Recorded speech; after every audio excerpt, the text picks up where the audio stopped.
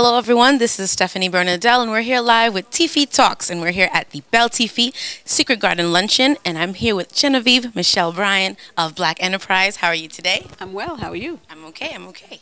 So you just spoke on the panel for the non-traditional choices in the professional work field. Can you speak about that and your role as a Haitian American woman working in the field of communications?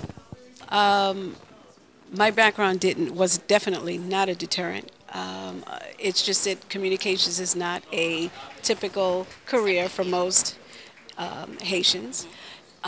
So the challenge was more a familial challenge where my parents didn't understand why I would go into communications, what communications meant.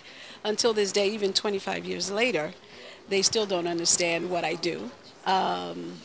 But they know that if I've worked at ABC, NBC, CNN, and on and on.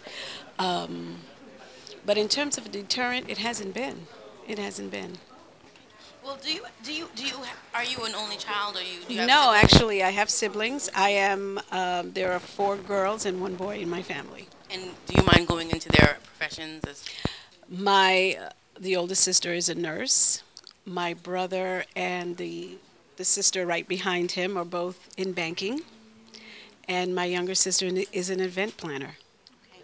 So I know me, I have this issue. My sister's in nursing as well.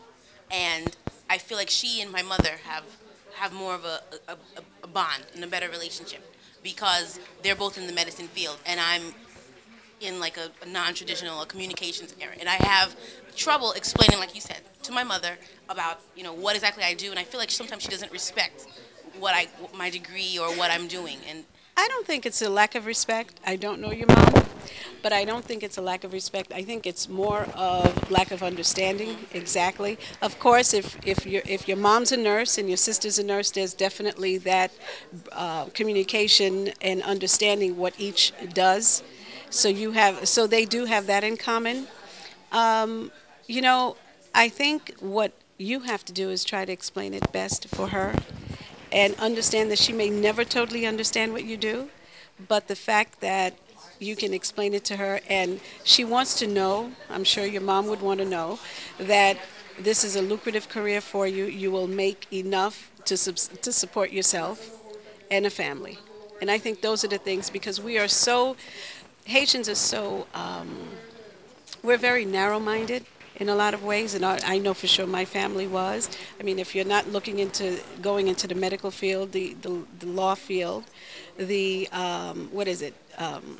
Finance, law, medicine, architecture, engineer. If you're not following any of those career paths, it's very hard for them to understand anything else because that's what they know. So it's up to you to make sure that she understands what you're doing. so how can we relate that to what Beltifi is trying to do, trying to educate young Haitian American women? Do you see a need for what Beltifi is doing? I definitely do. I think every single panelist mentioned the fact that they wish that Beltifi was in existence when we were growing up. It would have been great to have a support group. We didn't have a support group, so it's important, and I'm glad that there is a Beltifi. It's up to Beltifi to bridge the gap between the older generation and the younger generation so that there is a line of communication that's open, and that's very important. So on behalf of Beltifi, I want to thank you so much for taking the time out to speak to us today. I don't know if you have any final words for the TiFi Talks audience. Ladies, stay strong, persevere. There are some rough roads ahead, but you can do it because you're Haitian after all. So That was a recurring theme tonight. that's right. Thank you so much. And for TiFi Talks, this is Stephanie signing out.